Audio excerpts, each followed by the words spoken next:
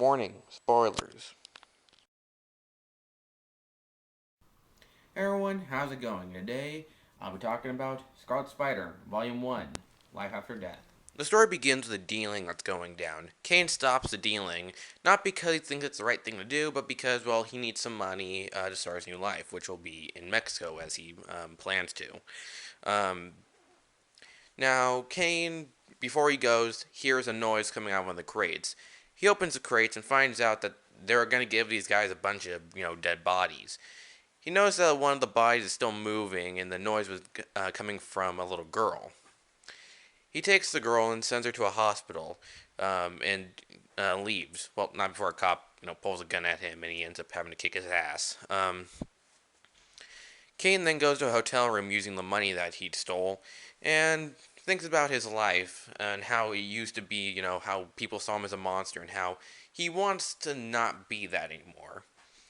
After that, he web swings and he really enjoys it. Like even Kane enjoys web swinging, and who wouldn't? It's actually freaking awesome. I would love to do that. Um, and we find out that he doesn't have spider sense anymore because of the anti venom serum, and he's happy about that. He is happy that he can now be surprised now, which he felt like he was missing out on life. While he's thinking about this, he sees an old woman is about to be ran over with a truck, and he thinks that, you know what, no, I don't need to save her. If it happens, it happens. It's a part of life. But he ends up deciding that, you know what, oh, damn, I gotta save her. And saves her, but ends up harming the driver instead. The driver now having, glass from his window on his face, along with pieces of his coffee mug, and the coffee burning his face. So, yeah. And no doubt also having broken bones from what happened. Because not everyone's super powered in this world. Kane feels bad for what happened, and is still sticking to the idea of going to Mexico. But before he even has a chance to even go, he hears that the hospital is being attacked by a guy with fire abilities who's after the little girl. He talks about how she will burn like the others, and how Chicago gave him his power of fire. Um, Kane shows up as Scarlet Spider, kicking his ass, and here we really see that Kane is not gonna be just is gonna be more of an anti-hero, because he freaking just pulls out a gun and actually tries to shoot his ass.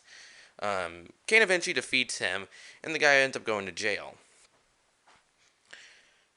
After that, Kane is, thinking about is trying to take care of the little girl. Like he decides to let her live with him for a while, but he ends up getting attacked by the Guild of Assassins, because back when he was, a hitman, he killed somebody. Well, he killed several people who were on the guild's hit list, and they don't like it when they take away any of their money.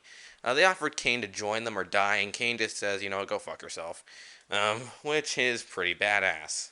This is why I like Kane. He's kind of like a Peter Parker kind of like became more serious, because you do see essence of Spider-Man in here.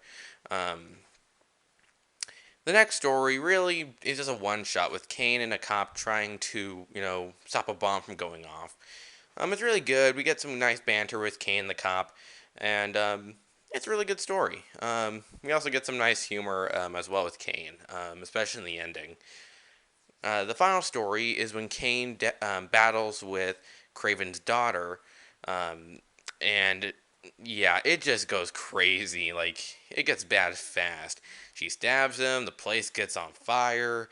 Kane ends up having to save her though, even though he wishes that he could just leave her to die. But yeah, something's just telling him to save her life. But as we all know, it's gonna bite him in the ass later. Now, Scarlet Spider Volume 1 Life After Death is very good. It's a great way to begin Kane's new title, and the artwork is just great. The artist that does issues 1 to 4 to and number 6 is done by Ryan Stegman, and Stegman is just really good. I really enjoy his artwork here. It really fits with the tone of the story. As for Neil Edwards, who does issue 5, I thought he was alright, but personally, I just felt like I felt like Stegman's art would just fit a little bit more. As for the writer Chris Yost, Yost he really knew how to write Kane. Like he was just great. The dialogue really works. Um, we really get more of Kane, and we see how he is feeling about people seeing him as a hero, even though he doesn't want to do that. Like Kane actually does things which heroes won't doesn't want to that heroes would never really do, like threaten people's lives, pull guns, as I said before, and you know, actually, considering murdering people. Um, but in a way, and then also he doesn't feel like he deserves the second chance at life. Like in the end of this volume, he goes to a priest after battling Craven's daughter, and says, I lost a brother, uh, and he was a good man. I don't know why I'm getting the second chance of life, and kind of showing that Kane really feels like Ben Riley should have been the one to come back from the grave, but he decides that he will make the best out of it, and trying to make Ben a little bit proud, but he'll also do it in his own way too. So if you are a fan of Kane, um, and Scarlet Spider, I highly recommend picking this story up. That's all I gotta say. Goodbye.